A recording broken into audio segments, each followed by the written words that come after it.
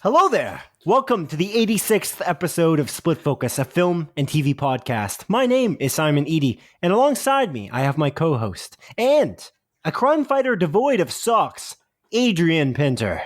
How does it go, sir? General Kenobi, it goes quite well. How art thou, Simon Eady? How are you, man? I'm doing okay. Is something funny about my intro, huh? No, I was just laughing because I don't know if it's going to come through on the mic, but Ellie was drinking water very aggressively as soon as you hit the record button. So it made me giggle. Oh, all right. Yeah, you had a great intro, man. Don't even trip, dog. Don't even trip. Oh, thanks. All right. Appreciate it, man. Yeah, what's new with you? Sorry, Ellie, of course, is your daughter. Your daughter. Yes, adopted daughter. Not human. Not human, no. Good. Just making sure. Animal. Dog. Okay. Canine. Okay. Bam. What's new with you? That makes sense. Nothing's new with me. Nothing at all. Well, it's been a busy week of work. I come home and I watch a show, and then I watch TV shows and movies. And I just play some games. Nice, man. Yeah. You? Not much, man. Horizon Forbidden West. Sorry, Ken, for talking about video games right off the bat. But that's coming out on the PlayStation 4 and 5. I'm playing it on my PS5. Yes. It's really good. Right. It's really damn good so far. It's good to know. So life's good with that. And John Carpenter. Yeah, famous John Carpenter. Of the filmmaker for the Halloween movies, right? Is that correct? Yeah, exactly. Yeah. He wrote the theme as well. Yeah. He went on Twitter and posted about Ashley Birch, who's the voice actor for Aloy, the main character in there. Horizon Forbidden West, you're saying? Yeah. Didn't I say that? Maybe I didn't. Yeah. I'm just making it clear that we didn't change the subject. Yes. But yeah, he posted on Twitter and said that Ashley Birch triumphs as Aloy in Horizon Forbidden West, the new sumptuous epic action game. Yeah. Indeed. Mm-hmm. Yeah. Pretty cool. Super cool. Pretty cool. Yeah. But I'm really enjoying it, man. I'm really enjoying it so far. But I mean, I guess speaking of someone that composed, did the Halloween movies as well, and as a composer, did you hear about John Williams? Composer for a lot of the Star Wars stuff. Him coming back for the Kenobi series, Simon? I did, because he said that he was retired from doing Star Wars movies, and here this man is, this legend of a composer, coming out of out of retirement to compose the Kenobi theme, not the series in total, but just the theme. Yeah. Similar to how I guess Ludwig Göransson did the theme to Book of Boba Fett, and then Joseph Shirley did the rest of the composition. But there's something about that. I was like, how old is John Williams? And I looked it up, and he's 90, which is crazy. He really is a legend, man. So it's pretty cool that he's decided to do this, considering he named Rise of Skywalker the last Star Wars movie that he would compose, which he did, by the way, a great job composing. Let's be clear. The one thing that movie got right was the look and feel of being a Star Wars movie in terms of the visual effects and the music composition, especially, because John Williams always does a great job. He does. Our issue with that movie is not the visual effects or even necessarily the acting. It's just the plot, the writing. It's a bad movie, Simon. It's a bad movie. It's not great. It's not great at all. I love how we're starting this off real quick here at around the 4-minute mark, just dissing Rise of Skywalker. Every episode, baby. As we often do here. We got to do it every episode. Yeah. It's really cool, is all I'm saying. So I'm very excited for the Kenobi series coming out in May on Disney Plus. Yeah. I'm very intrigued. It's going to be good. Yeah, man. Disney Plus coming out with a lot of good stuffs, including... Like what? Moon Knight, dude. Moon Knight next month, bro. It's almost like it's in the notes here. Yeah. Incredible. Coming out in March, on March 30th specifically. Yeah. You excited? I'm excited for Moon Knight? I'm quite excited, especially after, Kevin Feige, he came out and, talked a little bit about it and saying that, it's going to be brutal. Yeah. So like it makes me a little bit more confident, and I'm excited. Like, will they go as dark as like, Daredevil and like those action scenes and stuff like that? Is it going to be that high quality? I don't know. I'm very curious. I don't know. I'm very, very curious. And then there's that concept that we talked about a couple of weeks ago about Daredevil and those Defenders like TV series coming off of Netflix on February 28th. The question of where they're going to end up is a interesting one. It's a mystery. Is it going to end up on Disney Plus? And especially based on how Kevin Feige is talking about this, my idea of what they might do is when February 28th hits, there might be an announcement. Because I think there's a contractual obligation that they cannot make an announcement because Netflix currently owns these properties on their service. Mm-hmm. I don't think that they can push advertisement in any capacity for Daredevil. Now, I could be wrong. I could be completely off base, but it seems like they might not be able to push advertisement or marketing for anything to do with those Defenders characters on Disney Plus until that February 28th date elapses. Mm-hmm. That's why I'm thinking there's been no Daredevil series announced, but we kind of get a pretty good inkling that there might be one. Mm-hmm. I don't know if you think that I'm completely off base, but that could be why like they're so quiet about this. Yeah, I don't think you're totally off base, man. I think it's totally possible. I would love for that to be true. I just don't know if it is, and I don't know really the background, like how it works, in terms of like if Disney isn't allowed to mention that they're coming out with a new Daredevil series while Netflix still owns the streaming rights to it. I don't know if that's like any rule or whatever. If anything, it would make sense that Netflix would maybe want Disney to announce it just to bring like more people onto their service to like binge watch it quick. But I don't know. Maybe.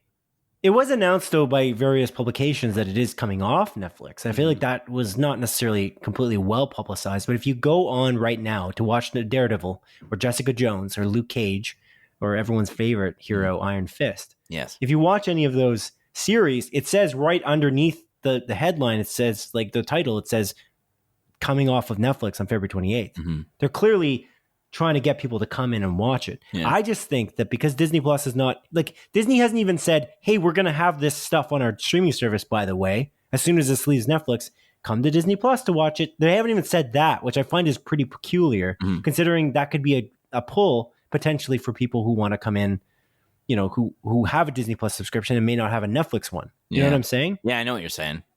So there's a benefit to them not announcing it only because if you don't have a Netflix subscription, you know what I'm saying? Mm-hmm. You could be waiting for, it's going to hit Disney Plus. But they didn't say it's going to go to Disney Plus. And I think that has something to do with, shareholders and the business aspect and the signatures on the dotted line. I would guess. Because it just doesn't make sense to me. Because people love those series. And especially because they spiked at a certain point in December.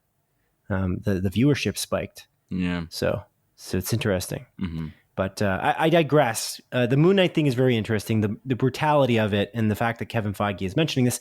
And to talk about exactly what he was mentioning, he mentioned in the Empire magazine article, he specifically said, quote, "It's been fun to work with Disney Plus and see the boundaries shifting on what we're able to do. There are moments in the series when Moon Knight is wailing on another character, and it is loud and brutal, and the knee-jerk reaction is, we're going to pull back on this, right?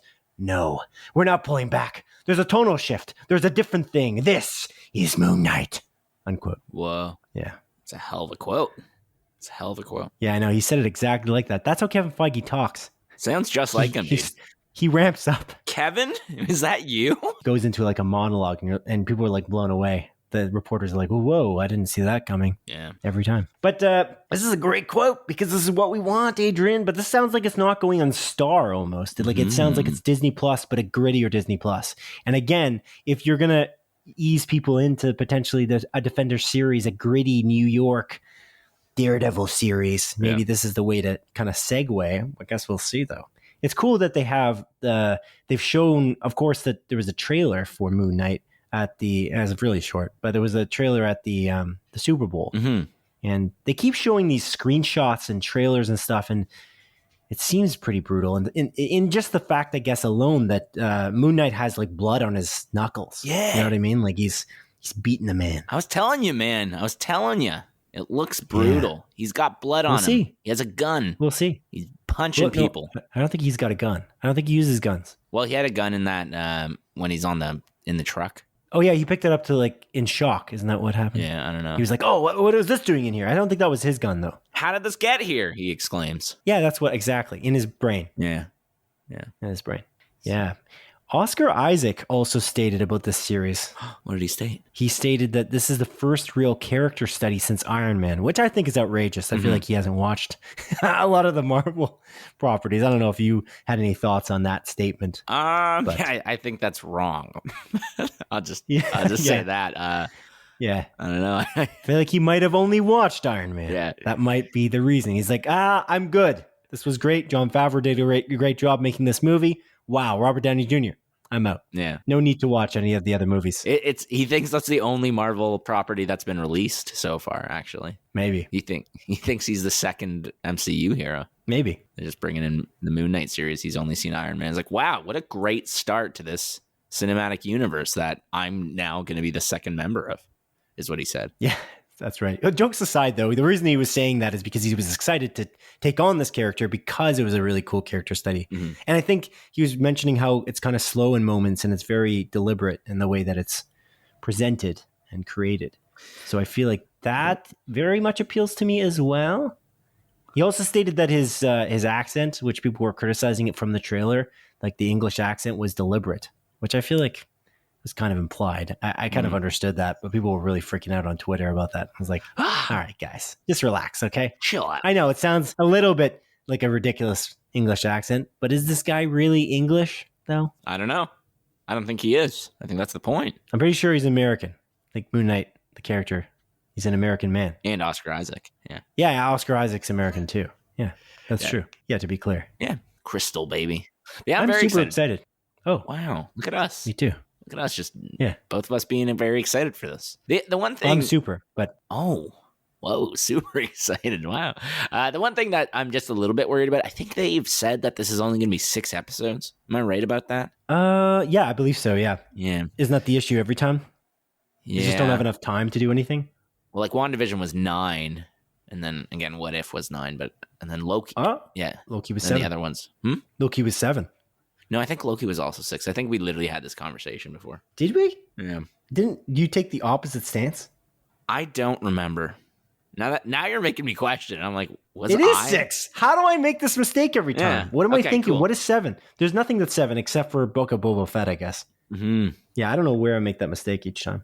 Hey, man, everybody makes mistakes. Everybody has those days. Yeah, well, what have you been watching? Me? Yeah, you crazy cat. Just to be clear, I was just looking it up there. Moon Knight is 6 episodes, just to make sure that was correct. And unfortunately, yeah, that was again have been our issue. I think just because I feel like they try to do a character study with some of the characters, and then they run out of time when they introduce characters on the 11th hour. Anyway, so hopefully that doesn't happen with this. But what have I been watching, Adrian? What have I been watching? Well, let's just segue right back into Marvel here. I've been watching Doctor Strange in the Multiverse of Madness, the trailer number 2. That's crazy. Yeah, that's all you've been watching, just on repeat, constantly, over and over. It's pretty great. It's a great trailer. It's pretty great. Yeah. Speaking of that, actually, because that was a Super Bowl trailer. They announced that at the Super Bowl, whatever. The Super Bowl trailers were pretty crazy. The halftime show as well was amazing. Did you watch that? No. Oh, you didn't? No, I'm not interested in that. I'm sure it's great, but it's amazing. It's legendary. Yeah. I do like Dr. Dre. You know what I mean? Like a 2001 The Chronic. It's a dope ass album, dude. Then why didn't you watch the halftime show? It's got 10 legends in it. It's crazy. Did they have John Legend? No. Oh, okay, well then that's not what they were going for. Oh, okay. Well, I don't know. I never watched the Super Bowl halftime show. I don't think I've ever watched the Super Bowl halftime show in my life. You've never watched it once? I don't think so. No. Wow. Maybe I've seen snippets. That's kind of sad, but okay. I saw a little clip on Instagram with Snoop Dogg smoking a joint just before going on stage. I saw that. But yeah, you should watch it. You should watch it. It's the best one I've ever seen. I've seen a lot of them, and this was by far the best one. It was pretty cool because Dr. Dre hasn't been on the scene, right? He hasn't really been doing much, if I recall correctly. He hasn't been making much new music. The first new thing he did in a while, I think, was the Grand Theft Auto 5. I was just going to say. Grand Theft Auto Online expansion, which I was kind of shocked at. But anyway. Yeah, I think he like made new music for that, which is funny. He did, yeah. It was crazy, but man, they got money in the Grand Theft Auto. Sorry, I got really sidetracked, but that was something I did watch and I did enjoy it. I didn't watch the Super Bowl, but I did watch the halftime show because everyone was raving about it, and I was like, "What's all the hubbub about?" And then I watched it, and I was like, "Whoa, that hubbub is real. Oh, this hubbub is truth." Hubbub. Yeah, like by the time like Eminem gets like thrown on stage, there's just like these. Oh man, it's just so well done. And then they like Dr. Dre throws at the Snoop Dogg. Snoop Dogg throws it back. It's just, man. I can't. Now I'm going off a little too long about this. So let's talk about. How long is this halftime show? It's like 14 minutes. 14? I think so, something like that. That's not too long. Maybe I'll watch it then. That's pretty short. Yeah, it's not an hour. It's a halftime show. I don't know, man. I don't understand these things. Yeah, I realize. Adrian, the Doctor Strange in the Multiverse of Madness trailer was truly, genuinely the best trailer I've seen this year. I think you might agree. It was pretty shocking. It's really, really well composed. The music is very good. I actually thought that I looked at the composers afterwards. I'm like, who's composing this music for this movie? Because it sounded almost like Trent Reznor and Atticus Ross influenced it in some way. It's actually Danny Elfman is doing the score for Doctor Strange in the Multiverse of Madness, which is cool. But what did you think of the trailer? Because I know you watched it as well. Yeah, I thought this trailer was really awesome. It's really just building the hype levels for this movie more and more. I'm very excited for this. And there's some like pretty like big surprises in that trailer alone where I was like, what? Like if they're showing this in the trailer, then what else do they have in store? And honestly, the one thing I really like about this trailer as well is that some of the shots that they showed, it feels very Sam Raimi, which I really appreciate. I think this might actually be like that first. I don't know. We say this often, or I say this often, but like this might actually be like the first like visually different Marvel movie in quite a while. Maybe since the first Doctor Strange movie, which was super like psychedelic and wild and stuff like that. But this, again, just like the camera work and stuff like that, the zoom in shots and all of that sort of Raimi-esque, stuff that he does, it was very evident in this trailer. And I don't know, it kind of gets me very, like, I'm very excited for this, man. I didn't think I'd be this excited for this movie, but the more I'm seeing of this, the more I want to watch it. I don't know about you. Like, what did you think about the trailer, man? Yeah, I loved it. Captain Marvel's in it. Mm-hmm. But it seems like, anyway. Yeah, I don't know if that's like real Captain Marvel or like a multiversal Captain Marvel. People have like gleaned that there's like they believe that there's Deadpool as a photo in one of the pieces of glass shards in the poster as well. I don't know if you saw that. Yeah, and Ryan Reynolds came out and said that he's not in the movie already, so we're gonna have like a Andrew Garfield sort of situation. Yeah, did he actually volunteer that information? Yeah, he did. Yeah, he came out and said. Or did somebody ask? I forget. Was he responding to somebody on Twitter though, or was he just like coming out and saying, "By the way, I'm not in this movie"? I don't remember. It was in an interview. I forget who posted it online. He did an interview, and that's where he said it. He was probably asked about it. Who knows?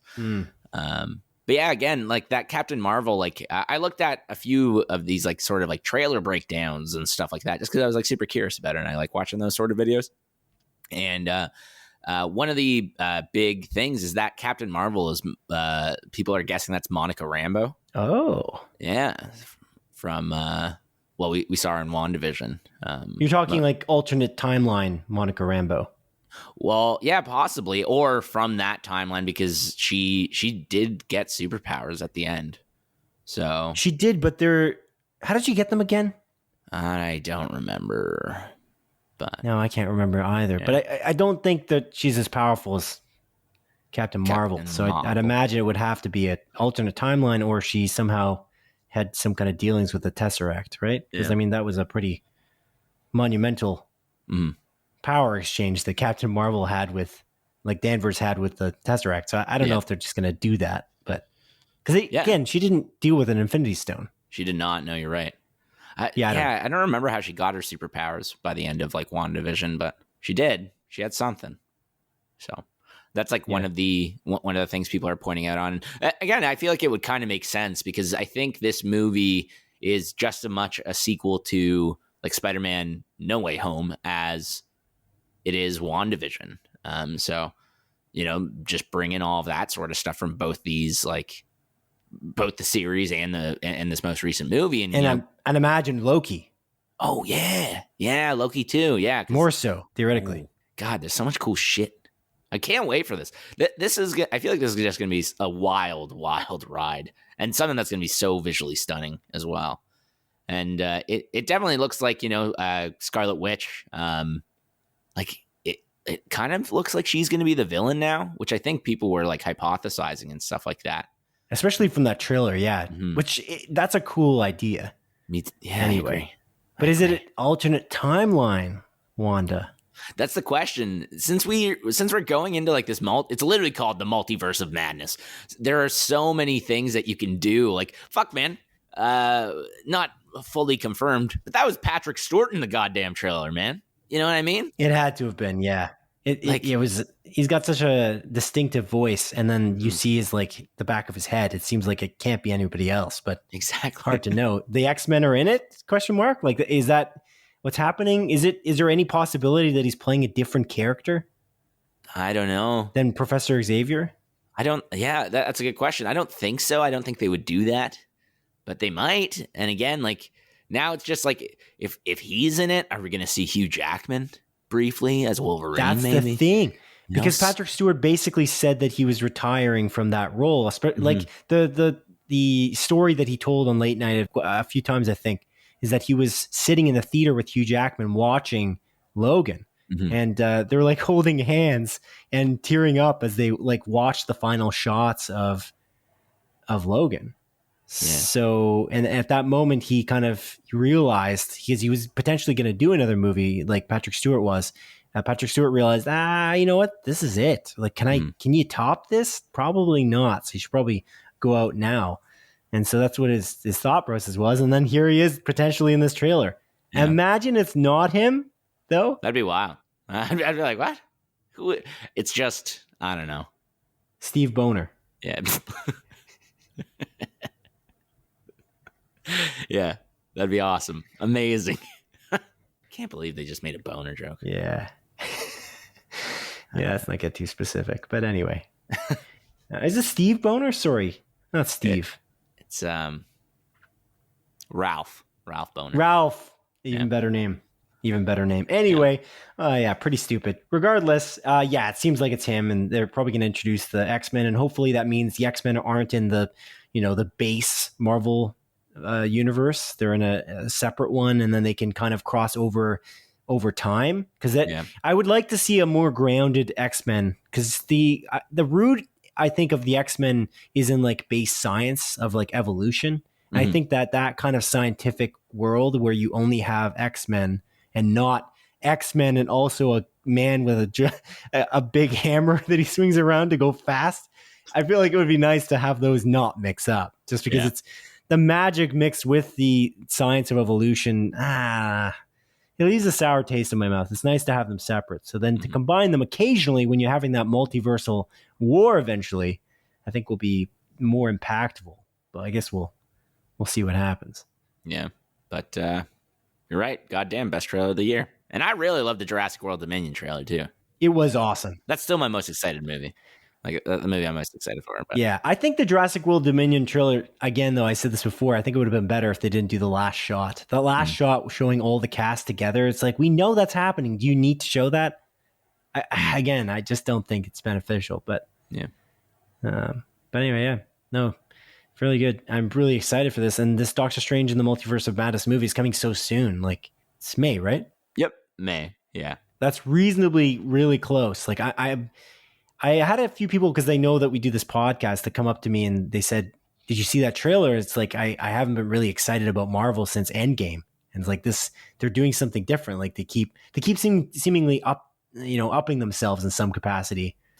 And like, they were like, I just saw Spider-Man No Way Home and it was so good. And now they've got this trailer. And it's like, yeah, it seems like, again, they're not just sitting back. They're not just, coasting. Sitting back.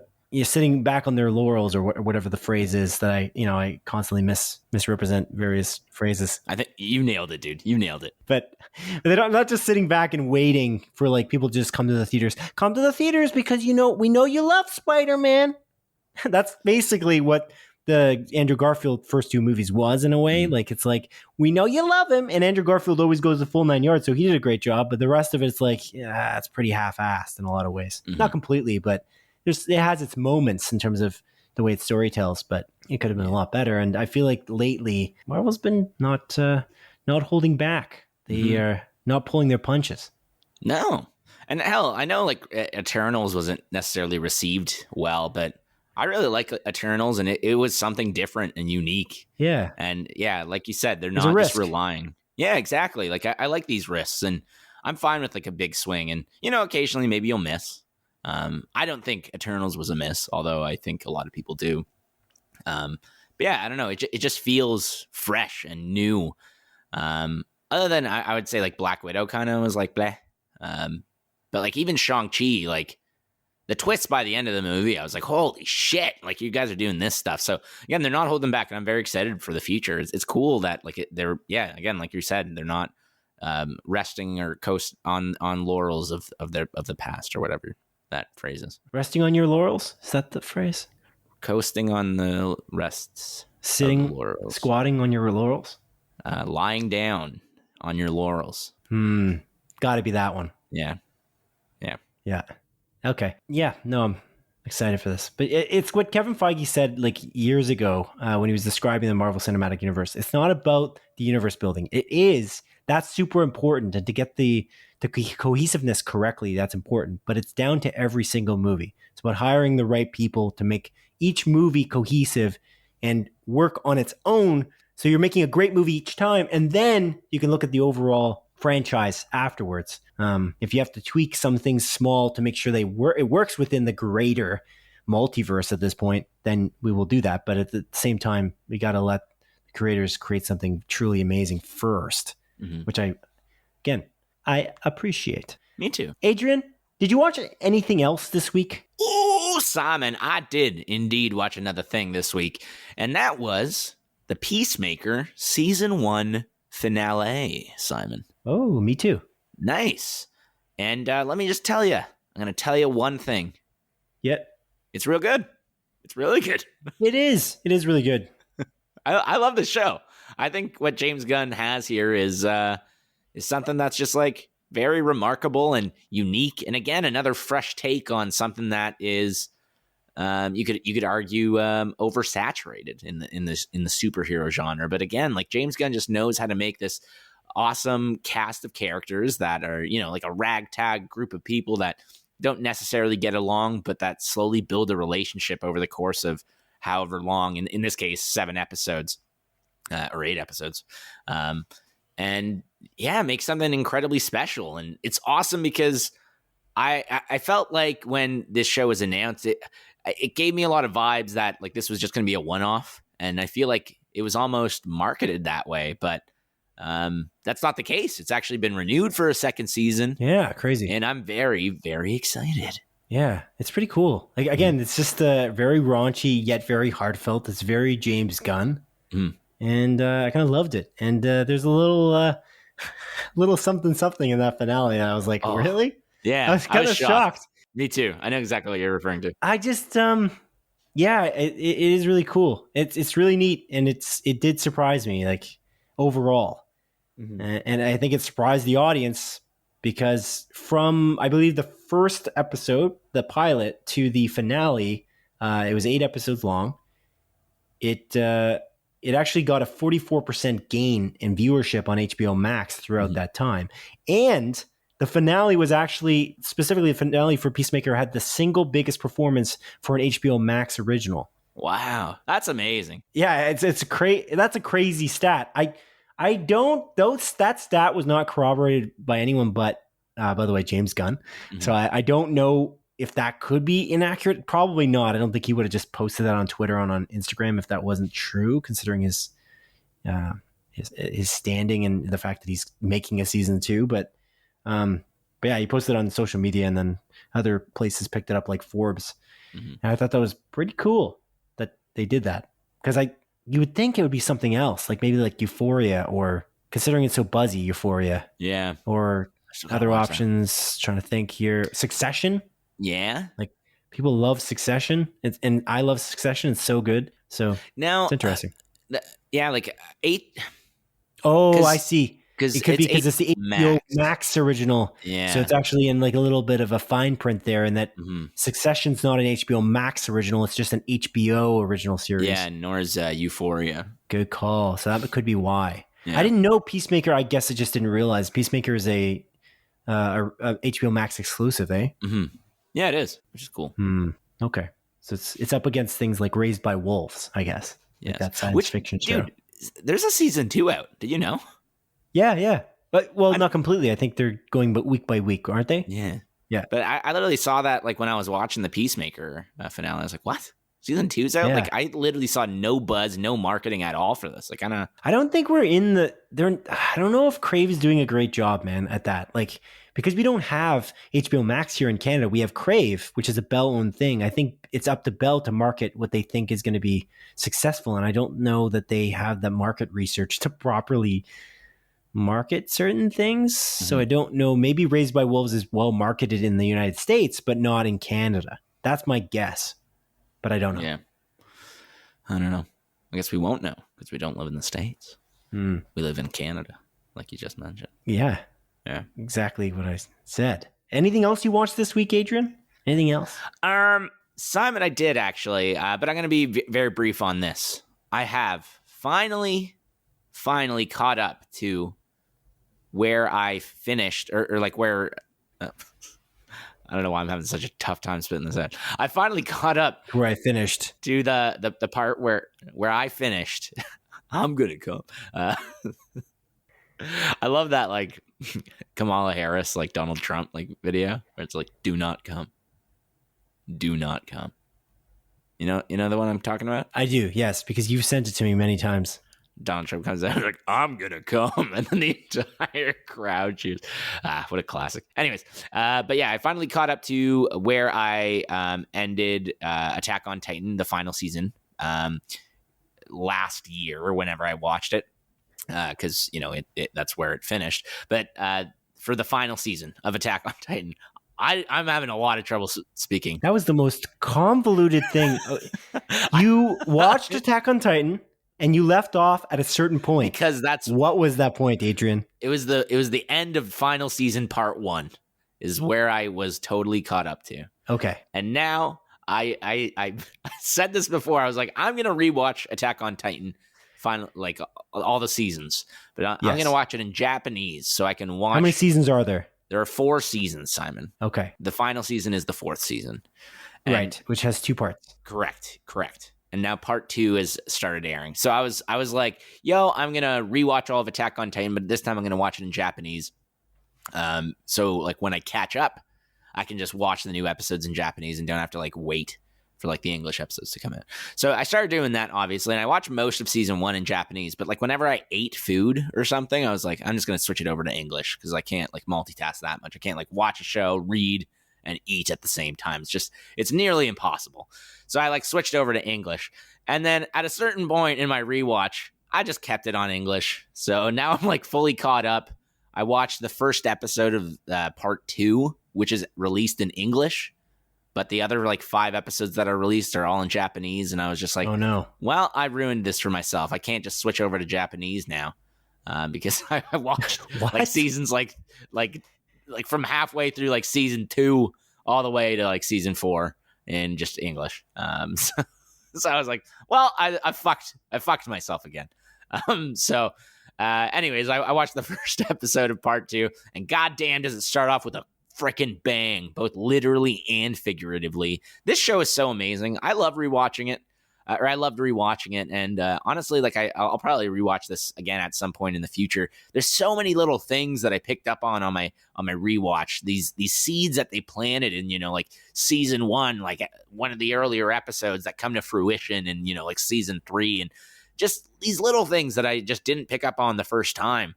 And again, I I absolutely adore this show. I think this is easily my favorite anime series I've ever watched.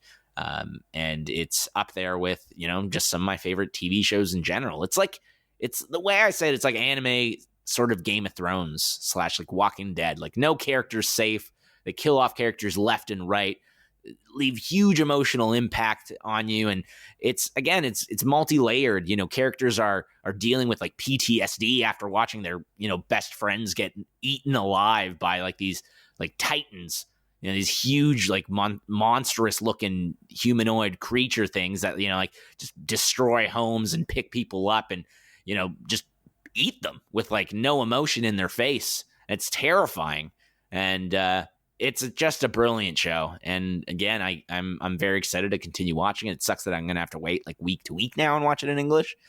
But alas, I did this to myself and I'm the only one to blame. Yeah, it's true. Yeah, it is true. That's not me. You're not to blame. You're definitely not to blame.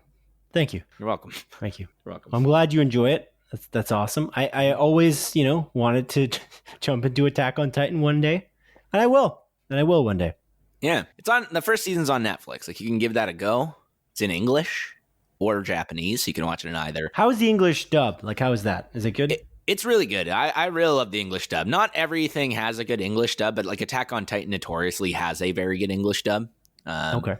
It's like up there in like the upper echelon of just, high quality English dubbing. Kind of like Cowboy Bebop as an example and stuff like that. Or Ghost Stories that I talked about a few weeks ago. Just high quality English dubs. And honestly, like I watch a lot of shows. Like when I watch anime, I prefer to watch them dubbed more often than not. But once in a while, I like watch an anime in dubbed form. I'm like, oh, this is absolutely atrocious. And then I'll like watch it in Japanese. So, or just like straight up quit the show. So I like tried watching Demon Slayer, which apparently is a really good show. But I watched like the first 3 episodes in English and I was like, the voice acting is atrocious. So instead of switching it over to Japanese, I just quit the show. But I might jump into that because I'm in like an anime mood now. Okay. Yeah. Cool, man. Super cool. Excellent. Should we move on to the news, Adrian? No. That's too bad. Let's begin with a small collection of more focused stories that have been particularly pertinent this week. Number 1. As reported by publication Variety, the 94th Annual Academy Awards ceremony will feature a fan favorite award for a 2021 film voted on by the fans by way of the social media platform Twitter. From February 14th to March 3rd, fans can tweet up to 20 times per day with their favorite film of 2021 with the hashtag sweepstakes and Oscars fan favorite. The winner will not win an Oscar, but will be announced at the Oscars ceremony on March 27th, 2022. Additionally, 3 lucky fans who vote will get the chance to win a trip to the 2023 Oscars ceremony and will present an award on stage. From February 24th to March 3rd, fans can tweet their favorite movie moment of all time for a chance to win a year of free movies. As you may recall, the Academy of Motion Pictures Arts and Sciences toyed with the idea of a most popular film category in the year 2019, but that plan was shot down after resistance from Academy voters and critics alike. Adrian, what do you make of this new I don't know. Award? Question mark? I think this is kind of stupid. I'll just be honest with you. I find it very silly that they're doing literally a Twitter poll to announce a winner of a fan favorite for the show.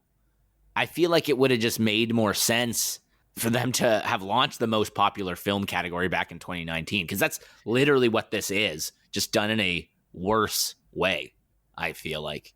I don't know if you agree with me. I think they were worried about devaluing the Oscars potentially by having a most popular film category. Because it's not the the People's Choice Awards.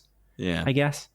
And like, what's the point? And I kind of agree, like, what's the point? Like, you're not honoring the film as being a good movie. You're honoring it as being a much watched movie. And who's really voting on that is the kind of the question I have. Yeah. What do you have to vote for? You just look at the numbers. Who sold the most tickets, I guess. I don't know.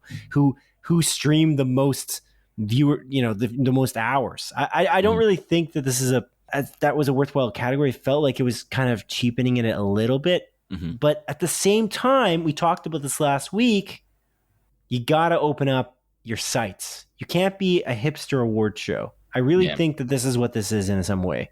Like, it's a bit of a hipster award show. And honestly, I think this is the best time to reach into that mailbag for a moment here, shall we? We ask our listeners to write into us with comments, questions, and corrections by way of Twitter or by email to splitfocuspodcast@gmail.com. And Kenneth Stadelbauer, longtime listener, Kenneth Stadelbauer wrote into us, and he said... He wrote in? What? Yeah, no, crazy. Dear disembodied voices on my phone. When I was young, I was obsessed with watching the Academy Awards, naively thinking that, since it was judged by the industry, I was watching the best of the best being awarded. Unfortunately, the awards are given with the bias of the judges. In the early days, the only category women could really win was Best Actress. And it wasn't until 1964 that a black man won Best Actor. Sidney Poitier won that year.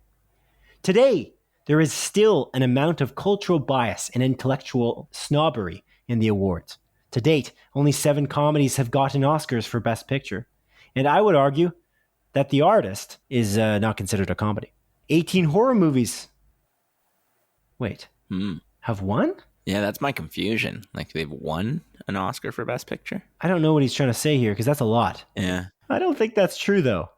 I'm a little confused. 0 animated films have won. That's true. Mm-hmm. They ended up creating a subcategory.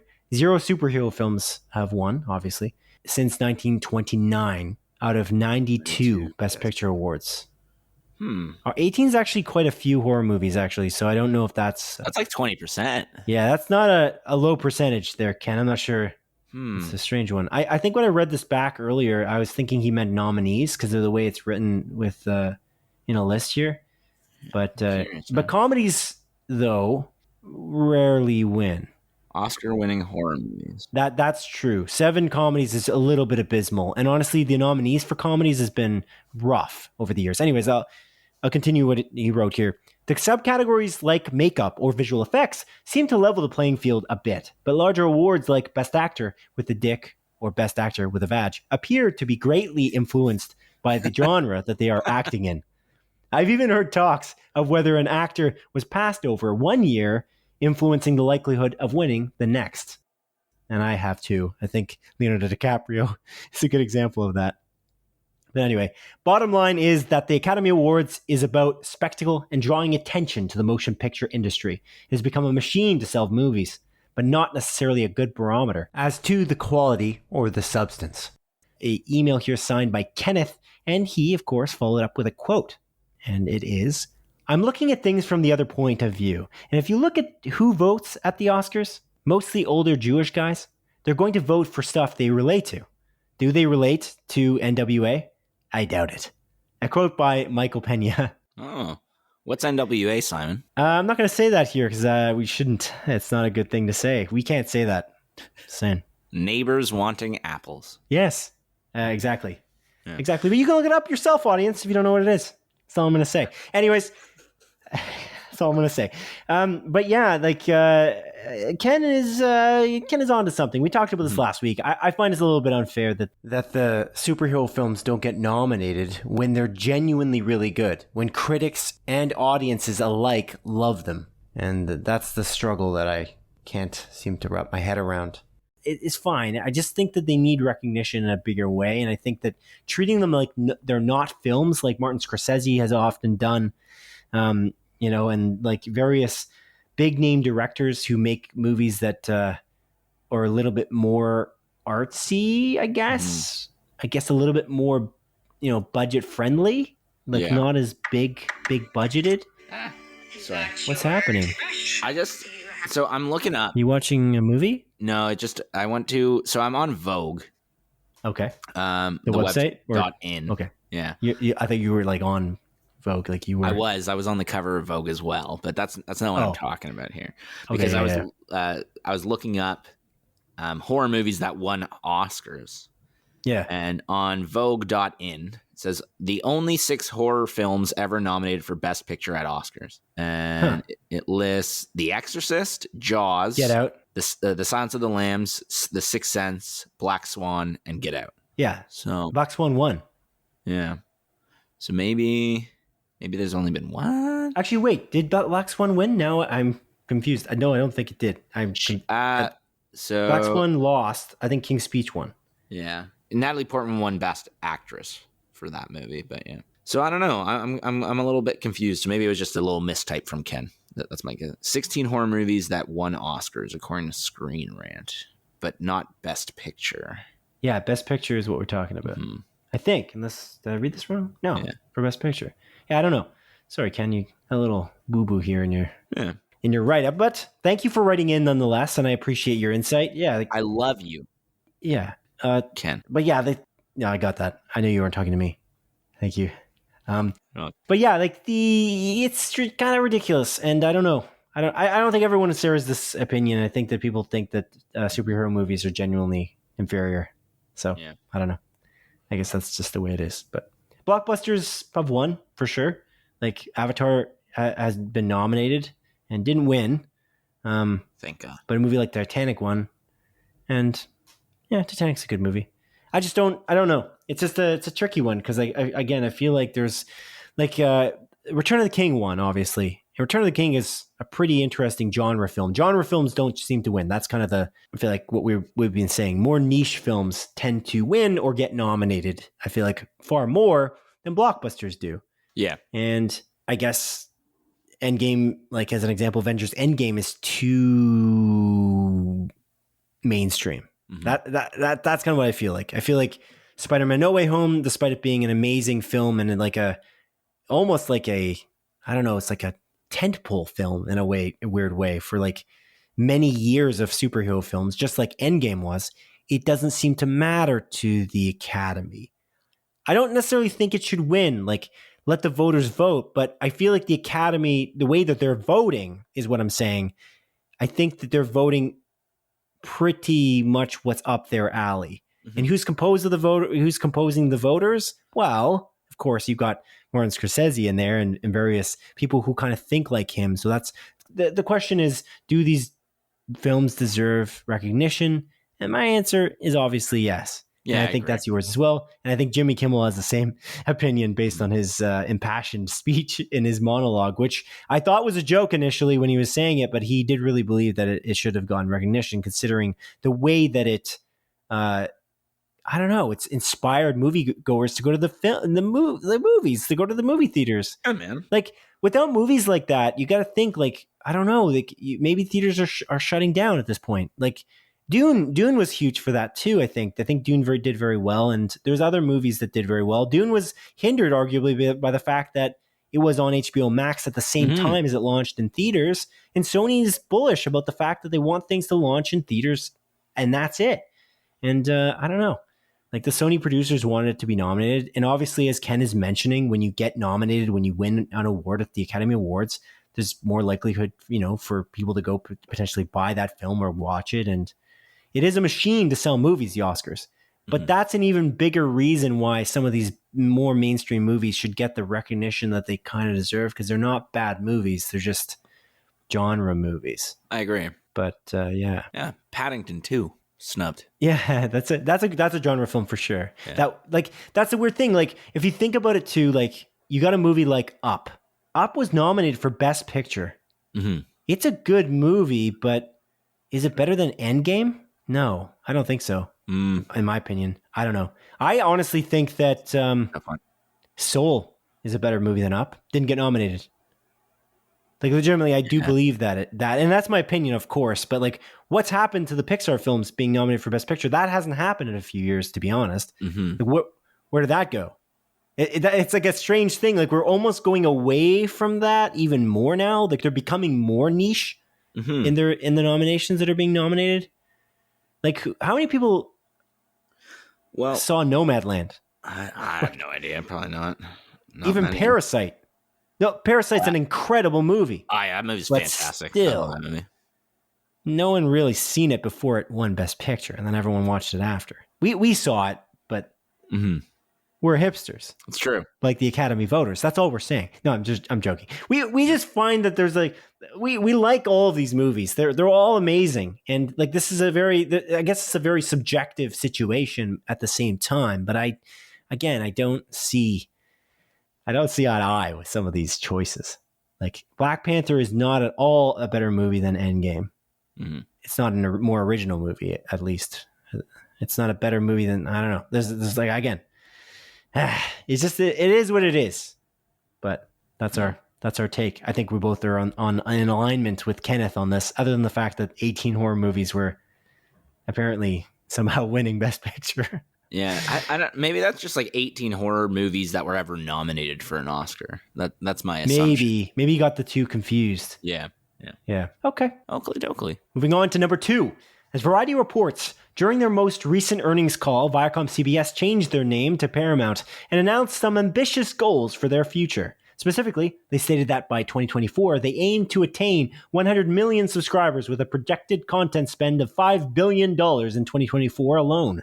For perspective, Paramount spent $2.2 billion on content creation in 2021 and currently have 56 million subscribers between the Paramount Plus and Showtime streaming services. Wow. Paramount also announced that they will be making Paramount Plus the streaming home for Paramount-produced films from 2024 and onward, therefore foregoing the temptation to license Paramount properties to streaming services like Netflix and Amazon Prime Video. Adrian, what do you make of this? We don't have Paramount Plus, you and I. We do not subscribe to such a thing yet, I guess. Yeah. But what are you thinking about this? Like Paramount basically their earnings call really like talked about other things that they renewed and are making as well, and we'll talk about that a bit more in the montage. But this, on a business perspective, is kind of interesting. It is, man. It's. We've talked about the streaming wars for quite a while, and saying like, oh well, all these companies make it. Will some of them be bought out? Will some of them just fail? Kind of like Quibi. To be fair, actually, like Quibi did fail, but then now Roku owns Quibi as a random aside. But it's very interesting, and it's like I think this is great in one way. Like now we know like all Paramount stuff going forward after 2024 is just going to be on Paramount Plus. Where do I need to watch this? Insert random movie here. Okay, cool. Just go on Paramount Plus, watch it there. And it's simpler as opposed to, it being licensed out to, other random streaming services. At the same time. Yeah, like Harry Potter. Oh, yeah, exactly. Is Harry Potter today on Peacock or is it on HBO Max? Don't ask me because I don't know. I still don't understand that. That's fucking unbelievable that Warner Brothers did that. Anyways, but it's also a little bit frustrating in terms of, now I know that it'll be on Paramount Plus, but this is just like another goddamn streaming service I'll have to get. It's probably not that I'm just going to keep paying for, but I'm definitely going to, get a subscription for this when Halo launches. Like I want to watch that Halo series. Right. Yeah. So like they have me at least for like a couple months or however, I don't know how they're releasing that Halo series, but they got me in and, or will get me in. So it's frustrating because there's just too many of these goddamn streaming services at this point. Like Netflix just increased their pricing. I just got the email, I think today or yesterday, to $21 a month Canadian. Whoa. For like the 4K subscription. And I'm like sitting here thinking, do I need Netflix? And it's like, that's what I've been thinking, because every time they do that, I'm kind of questioning it, to be honest. I know they've got a lot of content coming, but there's so many different streaming services that are doing their thing and doing such a great job. Yeah. The thing with Netflix is that it has like, it's been around the longest. So it has its roots or its hooks in me for multiple series. Like I still need to watch Ozark season 4. I know. It's true. I keep on putting that off. I gotta since I'm caught up on Attack on Titan, that's probably gonna be my next watch. But I gotta watch that, or Dead to Me, like season 3. Once that comes out, I'm gonna definitely watch that. Is that coming out soon? I don't know. I know it was renewed for that. I just don't know when it's coming out. But you can always cancel for a month and just come back later. You know what I'm saying? Right. Yeah. The more they make it expensive, I feel like the more people will just cancel and then come back. Like, well, now I know this show. Like you're talking about with Paramount Plus and Halo. You just cancel it and come back. The thing is that I feel like one of the clever things about Netflix is the fact that you can share your password with people and you can share the account and make different profiles. And once you do that, then you've got multiple people relying on that service. Mm-hmm. And it's a maximum of 4 people watching at any given time, sure. But like if you share it with your family as an example, suddenly it's harder to cancel because maybe somebody's watching something else while you may not be. Yeah. So it's kind of an interesting concept, but I've thought about canceling Netflix a couple of times because there's There's also, we talked about this last week, it's also harder to track what Netflix is airing at any given time. It's out of sight, out of mind for me because I use Apple devices. And honestly, the Apple TV Plus app, I've said before, and I'll say it again, is very useful for knowing where things are airing at any given time. Yeah. The fact that they don't use that service where the Apple TV, Netflix shows are not routed through Apple TV, the app there, whereas Disney Plus and Amazon Prime Video, and I think Paramount Plus as well, and Disney Plus, all route through it, as well as Crave here in Canada. I think I said Disney Plus twice. Yeah, but it's okay. Anyway, whatever. There was supposed to be 4, but I said 5 with Disney Plus twice. But regardless, the point is, it helps those brands. It doesn't help Netflix, I think.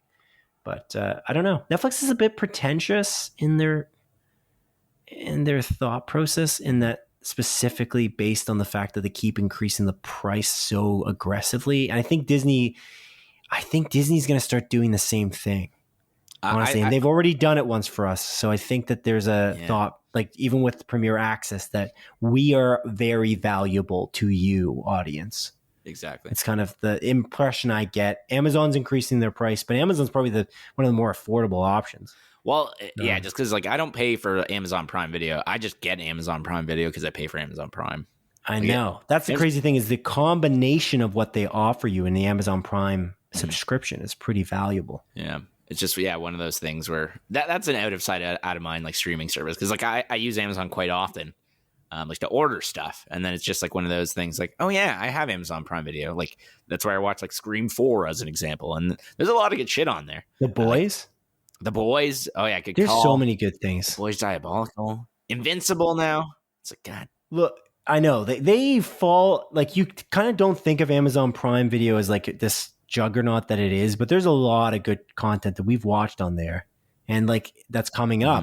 And they're coming out with Lord of the Rings. That Lord of the Rings series, that trailer did not amaze me, by the way. I don't know about you, but but it's a $1 billion series, so this does not look like $1 billion. I wonder if you should try to keep that secret. Maybe don't tell people that it's $1 billion, because they're going to really expect something. Especially when you're not spending it at all on actors, which I've said it a couple times.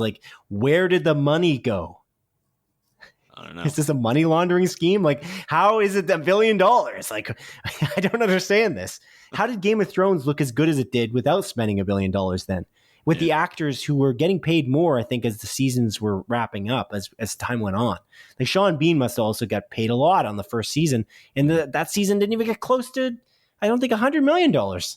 For that first season. Anyway, I don't know. I'm curious about that, but they've got a lot going for them. They've got these new, and they keep getting these new properties like Blade Runner we talked about last week, a Fallout they picked up as well. They've got all of these huge properties they keep getting licenses for. Even the pull in Borat 2 is really cool. Having Aaron Sorkin's being the Ricardos as a movie on their service.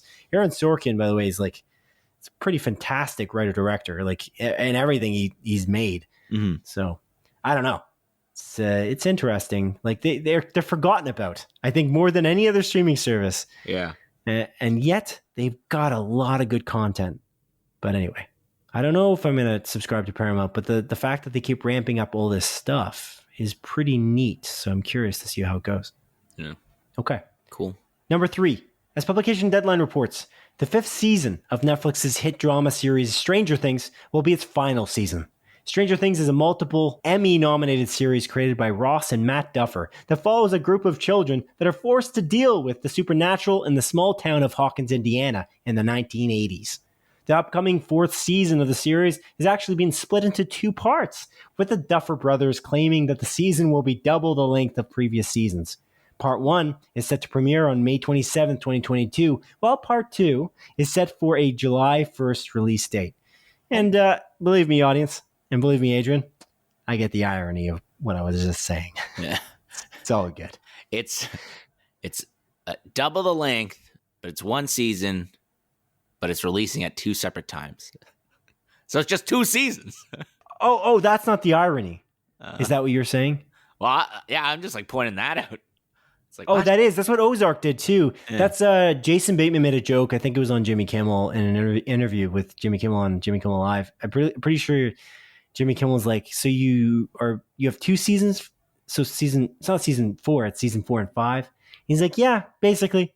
I'm just getting paid the same amount for one season, though, basically.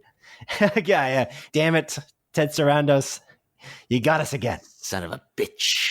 But yeah, the irony part, though, I feel like you understand we were just talking about how the fact that we were just potentially going to quit Netflix, but Ozark is releasing in 2 parts too. The second part is also releasing in the summer. This is the same thing. I think, was Ozark part 2 even announced? I can't remember now. It was. I think it's June. Okay, yeah, I think it is too. But this is a similar idea. People love Stranger Things. They've got some pretty crazy franchise properties that they designed from the ground up, and this is one of them. This is one of the first shows that Netflix launched that really like blew the roof off, blew the lid off the I don't know what I'm trying to say. Blew the lid off the laurels, if you know what I'm saying. Yeah. So it was very popular, and I think they actually went through the effort of actually producing it, whereas House of Cards, I think they kind of attained the rights in some way. They didn't actually make it themselves completely. If I recall the history of Netflix making their own shows, there was licensing agreements with certain shows that they acquired, and then there was as an exclusive, of course, kind of like how Ted Lasso is actually a Warner Brothers show, but is on Apple TV Plus. And in this case, we've got a show that I believe they built from the ground up and they kind of completely own, which I'm sure is great in how lucrative it is. But yeah, you excited for Stranger Things?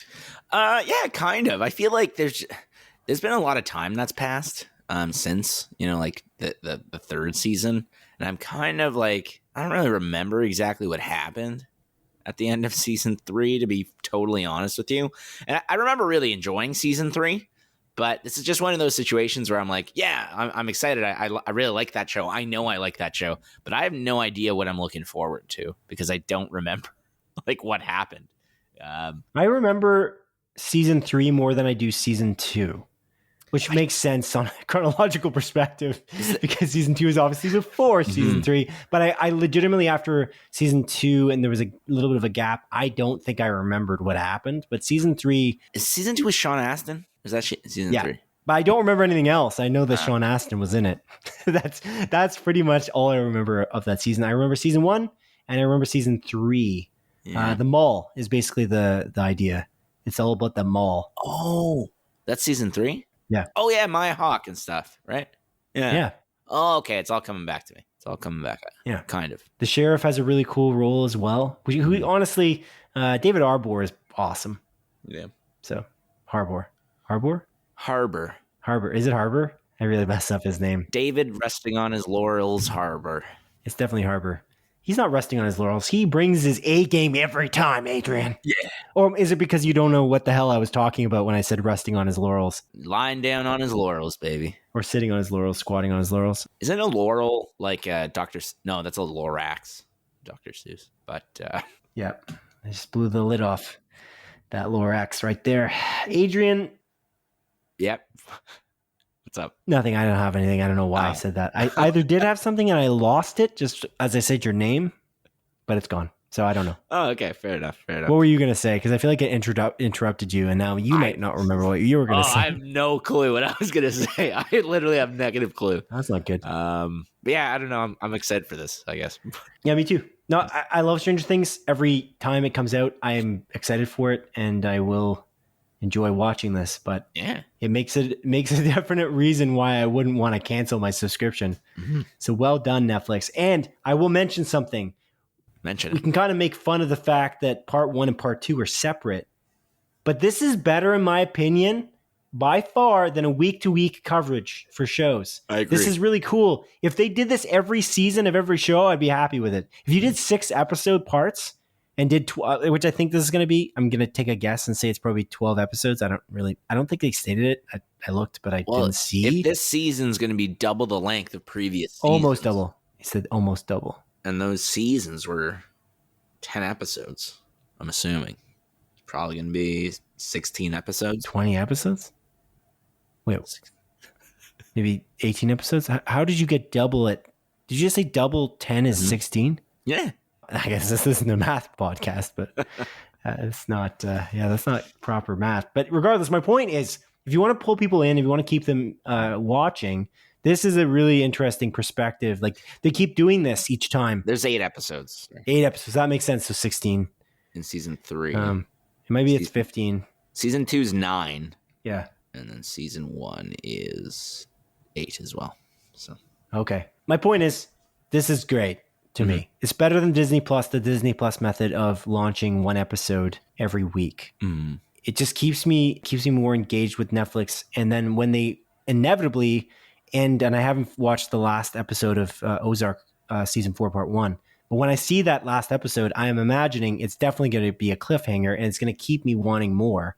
And I do appreciate that. It might be perceived as 2 seasons, but only having a 3-month gap or 2-month gap or whatever is pretty enticing. 4-month gap.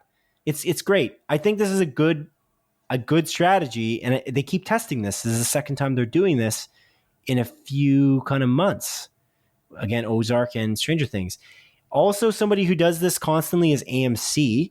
AMC did that with Breaking Bad, and they're doing it with their last season of Better Call Saul. I don't know if there's a connection in some way in the way they're doing this. I know Better Call Saul is on Netflix in Canada, so maybe that's somehow related in the way their contracts work, and they realize that works for AMC, like Netflix did, I mean. Yeah.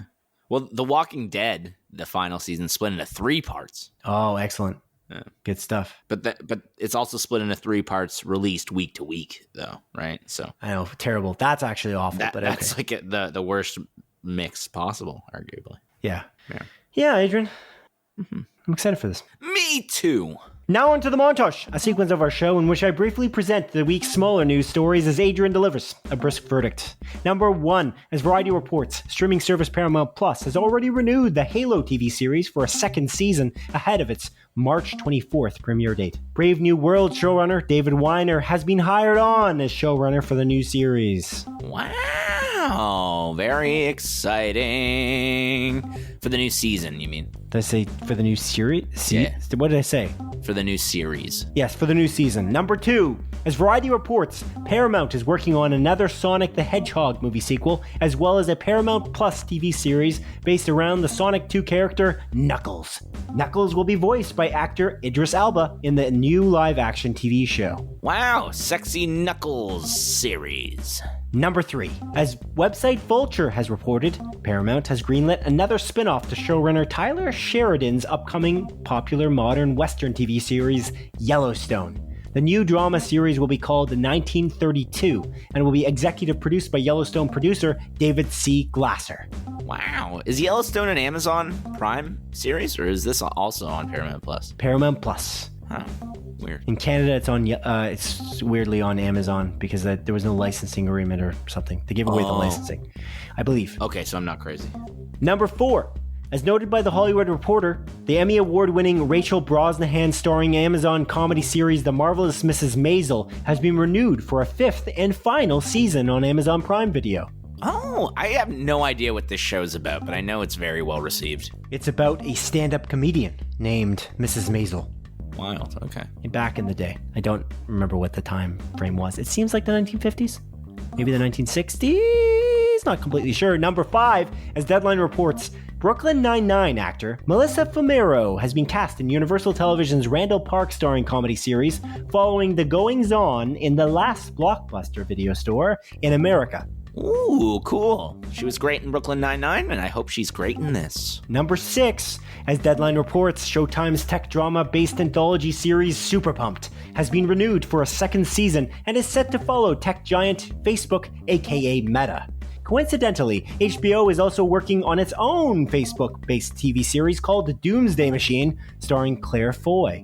The first Uber-based season of Super Pumped premieres on February 27th, 2022. Oh my god, that's on next Sunday. Yes. Number 7, as The Hollywood Reporter notes, creator Donald Glover's FX comedy series Atlanta will be officially ending after its 4th season. Oh, that's unfortunate. Season 2 is on Disney Plus here in Canada, so I will watch that shortly. Number 8, as followed by The Hollywood Reporter, FX has renewed their Fargo TV crime drama for Season 5 with original Fargo showrunner Noah Hawley at the helm. Ooh, I can't wait to watch this, and I still need to watch season 4. Please release it on Disney Plus Star. Number 9. As reported by Deadline, Justified actor Walton Goggins has been cast as a lead character in Amazon's TV show adaptation of video game series Fallout from Westworld showrunners Jonathan Nolan and Lisa Joy. Man, I love Walton Goggins. Anything he's in, he always gives it 100,000,000%. I'm a fan of him.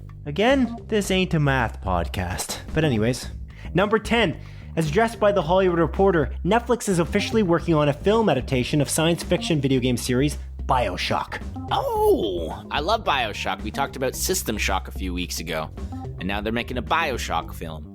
This is interesting. I wonder how they're going to do it, and if they're going to do it well. I hope they do it well. Number 11. As noted by The Hollywood Reporter, Paramount's Star Trek 4 is officially in development, with actor Chris Pine returning as Captain James T. Kirk, and WandaVision director Matt Shakman hired on as director. Ooh, I haven't watched any of those Star Trek movies. And that concludes the montage.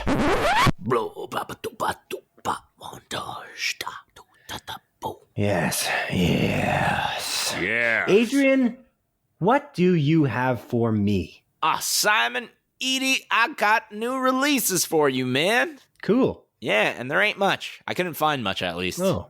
So maybe I missed stuff. Okay. Definitely possible. I probably miss stuff every single week. Lots of news, lots of things in the pipeline. Yeah. But no movies coming out this week.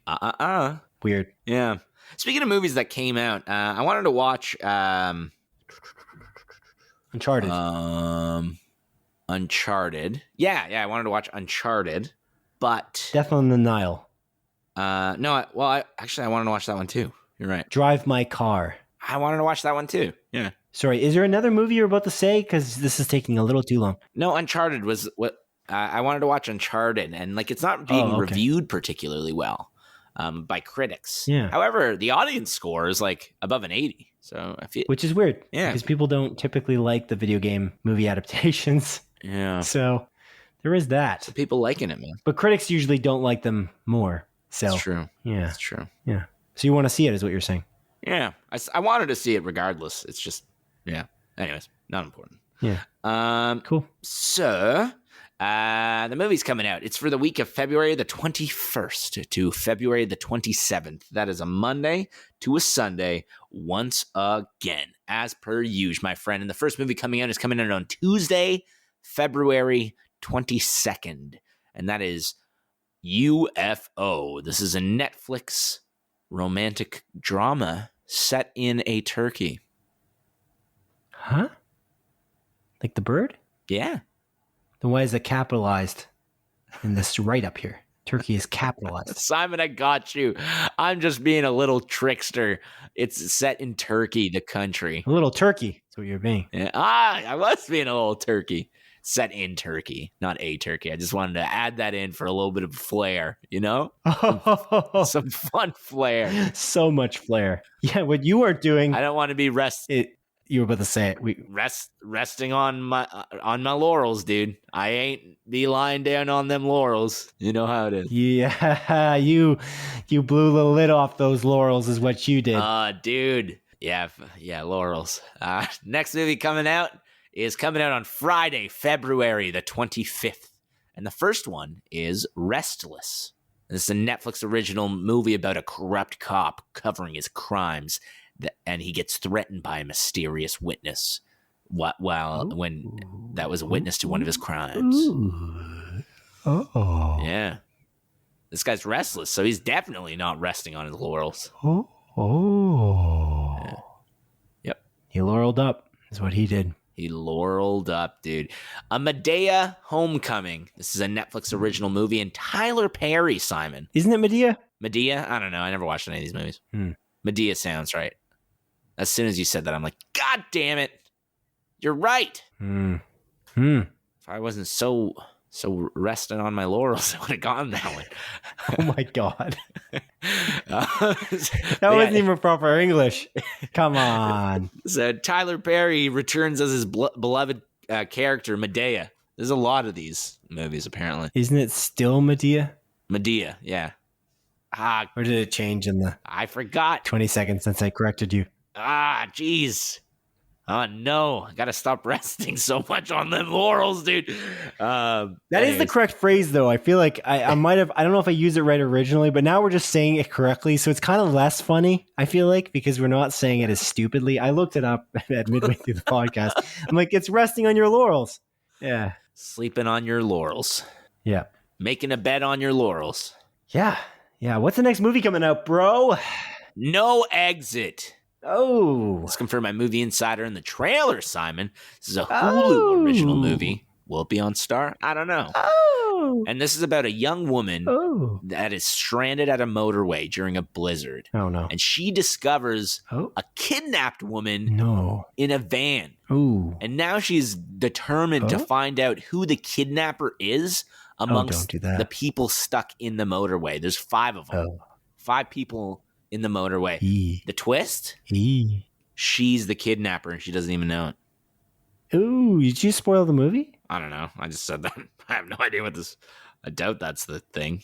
If that's the twist, that'd be stupid. So it's not the thing. So she's got brain damage. Yeah. She got into a car accident because she's on a motorway and she hit her head really hard and then she lost her memory. Yeah. Like Jason Bourne in Bourne Identity. I never watched that movie. But if Jason Bourne was a woman who kidnaps kids. No, you didn't say kid. You said it's a woman.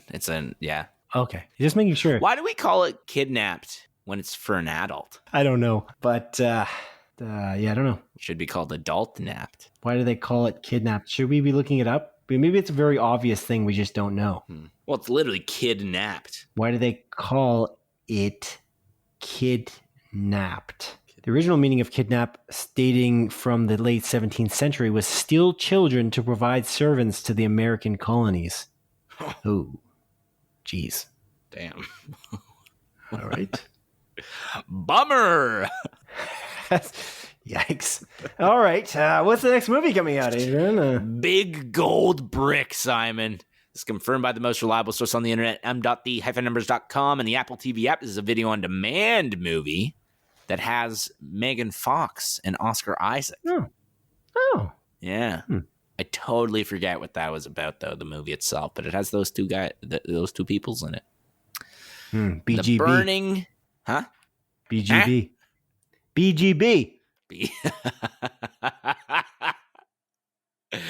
Yeah, BGB, baby. BGB. Yeah. BGB and the Burning Sea is up next, Simon. This is confirmed by the most reliable source on the internet, m.the-numbers.com, and the Apple TV app. This is a video-on-demand movie about an oil rig explosion in the North Sea that sets off an investigation that reveals something more catastrophic is coming. Oh, damn. The BGB. I was trying to rhyme it. See how that would have been?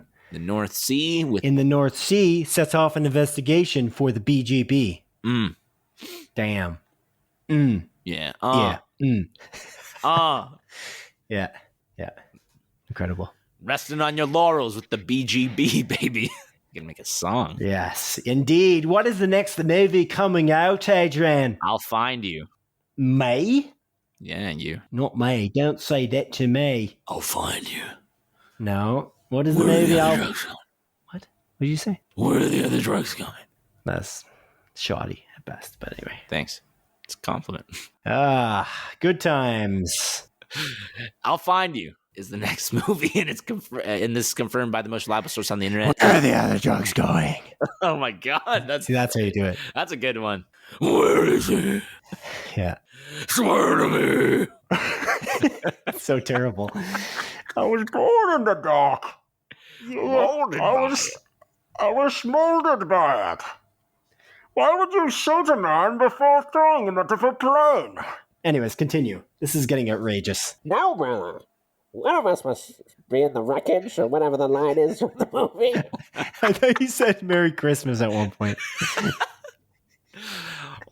Merry Christmas to you. And Happy New Year. Just a very polite Bane, played by Tom Hardy. Yeah, he was actually a great guy. People just misunderstood because he was wearing that outfit. It's a ridiculous outfit, so it makes sense. Yeah. We can't breathe, so there's that. He can't. Anyway. He can't breathe. No, his face is all mangled underneath, right? Yeah. Isn't that the thing? My face is all mangled underneath this mask. you become slightly British, I think, when you speak. That's the hit line from the movie The Dark Knight Rises. He said that to Bruce. Yeah. At one point. I can't take this off.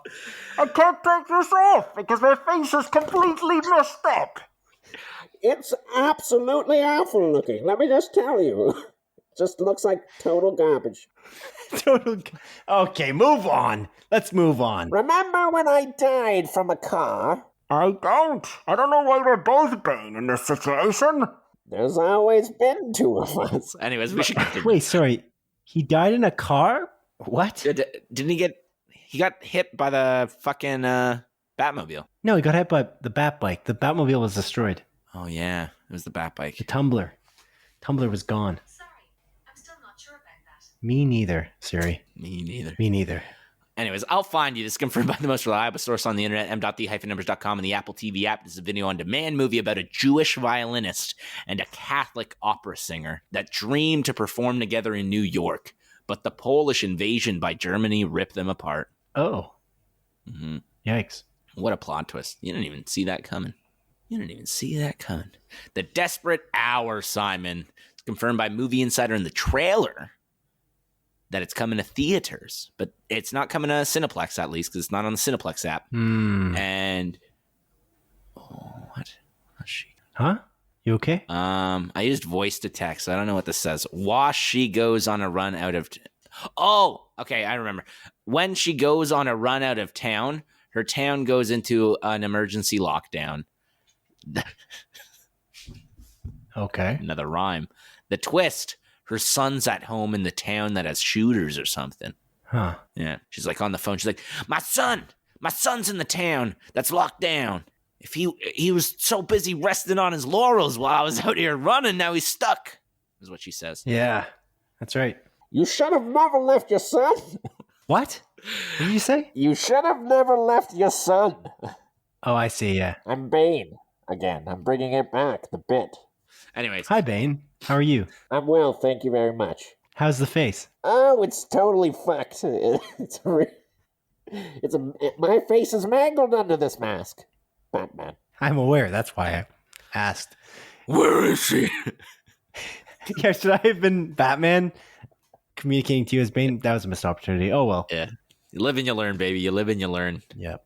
Oh, well. What can you do? What's the next movie? You were too busy lying down on that, Lawrence. Cyrano. I don't know how you pronounce this. It's Cyrano. It's confirmed by Cineplex. It's coming to theaters. I feel like I mentioned that this movie came out last year, but I don't know. But it's about Peter Dinklage is a short man in love with a taller woman. That's what the movie's about. I do remember that distinctly. Yeah. I don't know why. It's just that description. Mm-hmm. I feel like you wrote the same description twice as well. It's possible. I don't know. Anyways, next movie that's coming out is a movie called The Wolf and the Lion, Simon. It's confirmed by Cineplex. It's coming to theaters. It's about a big dog and a big kitty that become friends, and a human lady takes care of them. Yeah. And then the final movie, Simon, that's coming out this week is Studio 666. Uh-oh. This is confirmed by Cineplex. It's coming to theaters. And this is the Foo Fighters frightening flick. Oh, wow. Yeah. What does that mean? It's a horror movie made by the Foo Fighters. They star in it. Really? Yeah. Neat. Yeah. Are you a fan of the Foo Fighters? Not really. Yeah, I don't follow them in any particular fashion. Me neither. So, I guess not. Dave Grohl seems like a likable dude. He was in Tenacious D. Yeah. And The Pick of Destiny. He plays Satan. Yeah. The Foo Fighters is like, I forget, they're releasing like a metal album under like a different name. It's like a thrash metal album. Oh, weird. It's literally all of them. And it's just released on their YouTube channel. I think it's already out. Maybe not all of it. But. You like thrash metal, don't you? Yeah, I like a lot of metal music. Thrash is definitely not my like favorite kind of metal music, but I love Megadeth and stuff like that. But I'm more of like a progressive metal. Yeah. Like, give me like that fucking 13-minute long song with some wild guitar solos and like slow building and stuff. Like Between the Bear to me is like one of my favorite bands and stuff. Cool. Love Tool, you know. But anyways. Yeah, that's Studio 666. That's the final one. And that's it. That's all, baby. That's it. That's all. No more movies. We're done. I probably missed some. Maybe. Yeah. Maybe you did. Maybe I didn't. Maybe, Adrian, you were you were standing on one foot on those laurels. That's what might have been happening. What might have happened. Yeah, but socks on. We will never know until you listen to this podcast and you realize that there's a terrible mistake, and then you never listen to us again without writing into us. Although you could write into us, audience, at splitfocuspodcast@gmail.com, just like Kenneth Sadobauer has. Yes. And I would appreciate it very much. And you can also review us on various podcast streaming services. So if you're listening to this on Apple Podcasts, as an example, review us on that. Or review us on Spotify, perhaps. Or just subscribe to us on any of the other streaming services that podcasts are on, including Amazon Podcasts, etc., etc., etc. But that is the end of our regular scheduled programming for this episode. Adrian, do you have anything else to add? Do you have anything else to say to our audience before we close this chapter off of Split Focus? I don't think so, Simon. I think not. I think that's it. That's all, baby. You know, like I was not doing any resting on any sort of laurels, so I think I got everything I needed to say. So dumb. Yeah. Yes. Yes, very good. Yes. Thank you for listening. It's me. You're welcome, Barry. You're welcome. That's not even... Now I'm just like weirdo. I just have a lozenge got stuck in my throat there, Adrian. That was terrible. I remember that line distinctly from the movie. Your guy sounds very much like almost like an old timer with just a cup over his face. You know, like somebody from like the 1920s. I'm Bane. Ah, yes. Very good. Very good. Thank you very much. I will, you know what I'm saying? Welcome to the 1920s. Step right up. Step right up. Welcome. Welcome to the 1920s. Oh, yes. Now you kind of sound like the voice behind like Heimerdinger, you know, in Arcane. Mm-hmm. You know what I'm saying? Yeah, I know exactly what you're saying. Yeah, that's what you kind of... What a great show. You came off as a Heimerdinger right there. How dare you call me that? He's a great character. He's a wise, smart, knowledgeable guy, okay? I didn't mean any offense by it. You fucking Heimerdigger. Yeah. You sound like you said Heimerdigger. Now that's an offensive term. Yeah. So take it back. Sorry, I took it back. Oh, I'm so sorry. It's gone on too long. I forgive you. Thanks, Matt. Okay, Adrian, let's close this. Let's close this. This is becoming out of hand, and I'm not reeling us back in as I normally do. No. And I should be. And I should be because I'm a mature adult. And it's time now to thank you for listening to the 86th episode of Split Focus, a film and TV podcast. My name is Simon Eady, and this is Adrian Pinter, signing off. Indeed I am. And just want to end the show by saying, you know who never rested on their laurels? Batman. Yeah. Batman and Batman v Superman, which is a good movie. It's a great movie. Yeah. So is Resident Evil. Welcome to Raccoon Town. Yeah. City. Village. That's true. That's it. That's all. Take care. Goodbye. That's not true, though, about the last part. Resident Evil sucks. It is. It's very true. No, it isn't. No, it isn't. My face is all mangled under this mask. Goodbye. Take care. Goodbye.